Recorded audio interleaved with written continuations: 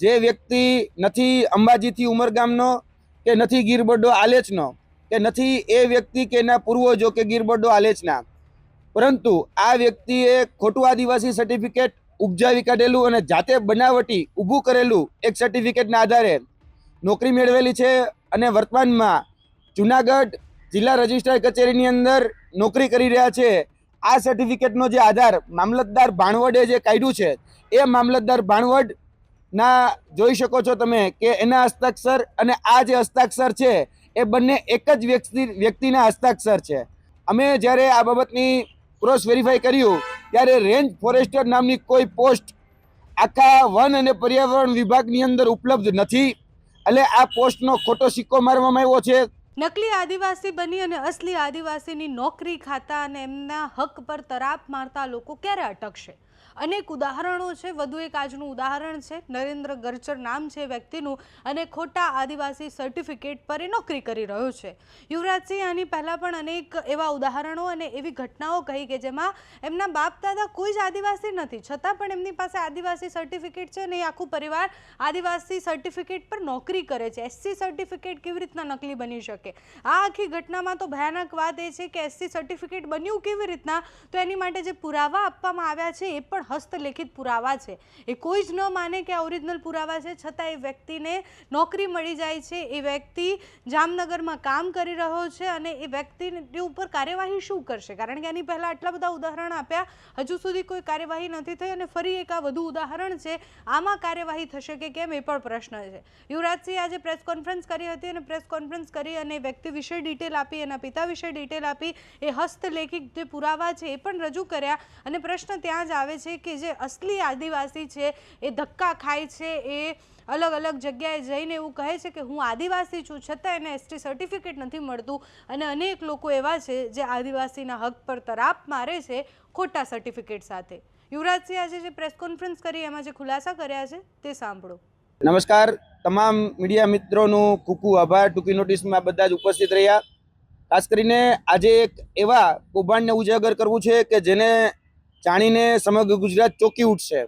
જોવા જઈએ તો આજે જે કૌભાંડ ઉજાગર કરવા જઈ રહ્યા છે તેમાં જે વ્યક્તિ નથી અંબાજીથી ઉમરગામનો કે નથી ગીરબડ્ડો આલેચનો કે નથી એ વ્યક્તિ કે એના પૂર્વજો કે ગીરબડ્ડો આલેચના, પરંતુ આ વ્યક્તિએ ખોટું આદિવાસી સર્ટિફિકેટ ઉપજાવી કાઢેલું અને જાતે બનાવટી ઊભું કરેલું એક સર્ટિફિકેટના આધારે નોકરી મેળવેલી છે અને વર્તમાનમાં જુનાગઢ જિલ્લા રજિસ્ટ્રાર કચેરીની અંદર નોકરી કરી રહ્યા છે એવા નરેન્દ્રભાઈ ભીખનભાઈ ગરચર, જે વ્યક્તિનો પરિવાર અને જોવા જઈએ તો એના બાળકોનું જે સર્ટિફિકેટ કાઢવામાં આવ્યું છે, એટલે કે અનુસૂચિત જનજાતિનું જે સર્ટિફિકેટ છે એ સર્ટિફિકેટ ક્યાંક ને ક્યાંક ખોટી રીતે કાઢવામાં આવ્યું હોય એવું બાબત અમારી સામે આવી છે।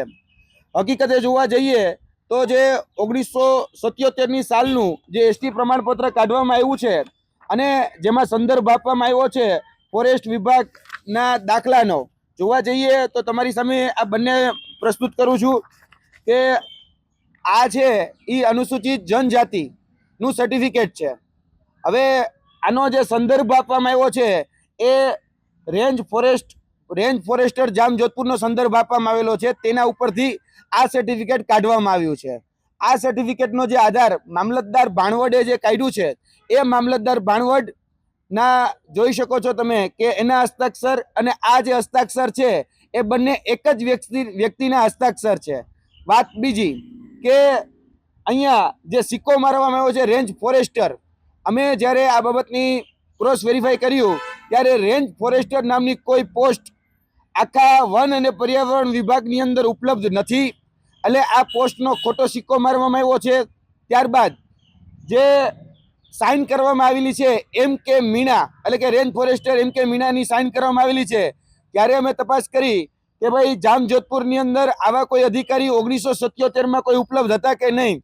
આરટીઆઈ દ્વારા અમને જવાબ મળ્યો છે કે રેન્જ ફોરેસ્ટરમાં કે રેન્જ ફોરેસ્ટ ઓફિસરમાં એમ.કે. મીણા નામના કોઈ અધિકારી એ ઉપલબ્ધ નહોતા, એટલે કે આ જે સાઇન છે એ સાઇન ખોટી કરવામાં આવેલી છે અને જેના આધારે આ દાખલો કાઢવામાં આવ્યો છે એ દાખલો પણ હસ્તલિખિત છે અને જે નિયત ફોર્મેટ હોય એ નિયત ફોર્મેટમાં પણ આ દાખલો કાઢવામાં આવેલ નથી। એક જ વ્યક્તિના હસ્તાક્ષર જે ભાણવડ મામલતદાર અને રેન્જ ફોરેસ્ટ ઓફિસર ના બંનેના એક જ હસ્તાક્ષર, એક જ હસ્તલિખિત આ આધારે આ દાખલો કાઢવામાં આવેલો છે. જોવા જઈએ તો આદિજાતિ પ્રમાણપત્ર જે રેન્જ ફોરેસ્ટ ઓફિસરનો જે સંદર્ભ લેવામાં આવ્યો છે, સંદર્ભ ખોટો છે અને આવી કોઈ પદ કે પદવી એ ઉપલબ્ધ નથી. એમ કે મીણિયા નામના કોઈ અધિકારી એ ભાણવડની અંદર નોકરી કરતા નથી અને નિયત નમૂના પ્રમાણે, એટલે કે જે ફોર્મેટ હોય એ ફોર્મેટ પ્રમાણે આ સર્ટિફિકેટ કાઢેલું નથી, એટલે કે હસ્તલિખિત કાઢેલું છે પરંતુ એ પણ નિયત ફોર્મેટ પ્રમાણે છે નહીં.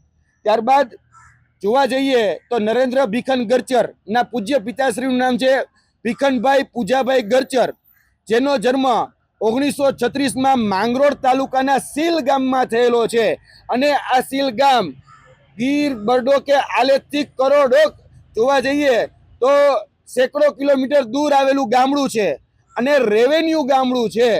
1956માં જ્યારે રાષ્ટ્રપતિનું જાહેરનામું પ્રસિદ્ધ થયું 29 ઓક્ટોબરના રોજ, ત્યારે પણ આ જે વિસ્તાર જે છે એ વિસ્તાર નેસમાં નહોતો, એટલે કે નેસના આ વ્યક્તિનો જે સંદર્ભ આપવામાં આવેલો છે આ વ્યક્તિ એ નેસનો પણ નથી. બીજું કે આ વ્યક્તિ પણ નોકરી કરતો હતો, એટલે કે ભીખનભાઈ પૂજાભાઈ ગરચર એ સરકારી નોકરિયાત હતા. જ્યારે અમે એની સર્વિસ બુક તપાસી ત્યારે એ સર્વિસ બુકની અંદર પણ એ જનરલ કેટેગરી જે છે એ જનરલ કેટેગરી જ લખવામાં આવેલી છે. રેવન્યુ રેકોર્ડમાં જે સ્થાવર મિલકત જે છે એ સ્થાવર મિલકત જે છે એ રેવન્યુ ગામમાં આવેલી છે. ત્યારબાદ 2006 નરેન્દ્રભાઈ ભીખનભાઈ ગરચરના પોતાના જે દીકરા અને પોતાના જે દીકરી એનું અરજી કરવામાં આવી માંગરોળ મામલતદારને કહેવામાં આવ્યું કે ભાઈ અમારા દીકરાના આદિજાતિના સર્ટિફિકેટ ઇસ્યુ કરવામાં આવે અને સંદર્ભ તરીકે જે આધાર લેવામાં આવ્યો એ આ બોગસ જે નકલી એના પૂજ્ય પિતાશ્રીનું જે આદિજાતિનું પ્રમાણપત્ર હતું તેનો આધાર લેવામાં આવેલો. ત્યારે જોવા જઈએ તો હસ્તલિખિત જે આધાર હતો, પ્રમાણપત્ર હતું, એનો આધાર લેવામાં આવ્યો. મામલતદારે ખરાઈ કરવા માટે જામજોધપુર મામલતદાર, જામજોધપુર કલેક્ટર, ભાણવડ માટે અલગ અલગ પત્ર વ્યવહારો કર્યા છે.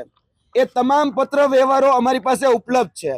આ પત્ર વ્યવહારની અંદર તમે જોઈ શકો છો, નાયબ કલેક્ટરે જે પત્ર વ્યવહાર કર્યો તેમાં સ્પષ્ટપણે લખવામાં આવ્યું છે કે વિગતનું રેકોર્ડ મળી આવેલ નથી. અનુસૂચિત જનજાતિના દાખલા રેકોર્ડની ખરાઈ થઈ શકે તેમ નથી. હવે જેની ખરાઈ જ ન થઈ શકે એનો આધાર લઈ, એનો સંદર્ભ લઈ અને એના દીકરા દીકરીઓનું ક્યાંક ને ક્યાંક આધાર જે અનુસૂચિત જનજાતિનું પ્રમાણપત્ર, એટલે કે એસટી કેટેગરીનું જે પ્રમાણપત્ર છે એ કાઢવામાં આવેલું છે.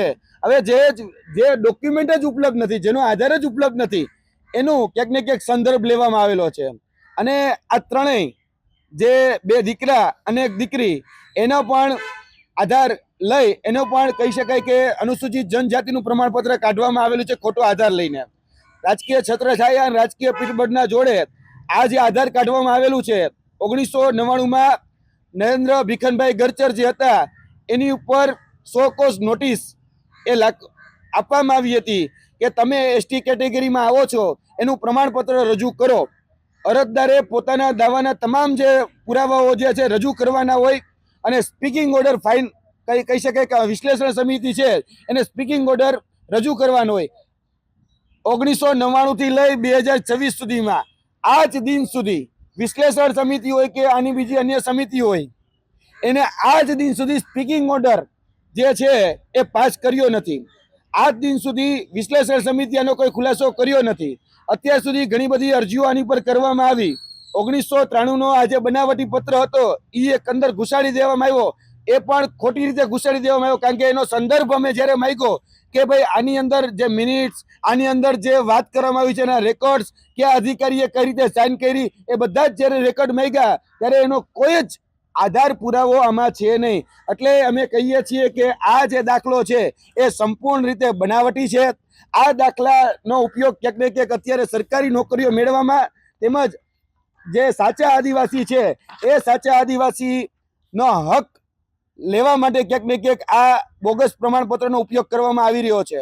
આના માધ્યમથી એસટી ને મળતી ગ્રાન્ટ હોય, શિષ્યવૃત્તિ હોય કે બીજા અન્ય જે લાભો છે, તાળપત્રીથી લઈને બીજા, એ તમામ લાભો આ એસટી કેટેગરીના સર્ટિફિકેટ ઉપર લેવામાં આવેલા છે. એટલે આ બોગસ પ્રમાણપત્ર જે છે એ બોગસ પ્રમાણપત્ર આ માધ્યમથી અમે સરકારને અપીલ કરીએ છીએ કે આ બોગસ પ્રમાણપત્ર એ રદ કરવામાં આવે. આ હેન્ડરાઇટિંગ એક્સપર્ટ જે લોકો કહી રહ્યા છે કે આ બંને પત્ર જે છે મામલતદાર ભાણવડ અને રેન્જ ફોરેસ્ટ ઓફિસર, આ બંને હસ્તલિખિત જે છે એ બંને એક જ વ્યક્તિના છે. અને એક જ વ્યક્તિના ક્યારે હોઈ ન શકે, કારણ કે બંને અલગ અલગ કચેરીના અલગ અલગ કર્મચારીઓ છે, છતાં પણ એક જ વ્યક્તિના છે. જે સાઇન સિક્કા છે, સાઇન સિક્કા પણ બોગસ ઊભા કરવામાં આવેલા છે. અહીંયા આ તમે જોઈ શકો છો કે આ જે સંદર્ભ લેવામાં આવ્યો ને જે પ્રમાણપત્ર છે એ પ્રમાણપત્ર ક્યાંક ને ક્યાંક ખોટા એ ઊભા કરવામાં આવેલા છે. અને આ છે નરેન્દ્ર ભીખન ગર્ચર. નરેન્દ્ર ભીખન ગર્ચર જેને બોગસ હસ્તલિખિત આદિવાસી પ્રમાણપત્ર બનાવ્યું અને પોતાના દીકરા પોતાના દીકરીઓને પોતાનો ખોટો સંદર્ભ આપી અને આનો ખોટો લાભ લીધેલો છે. જુનાગઢ જિલ્લા રજિસ્ટ્રાર કચેરીની અંદર નોકરી કરી રહ્યા છે.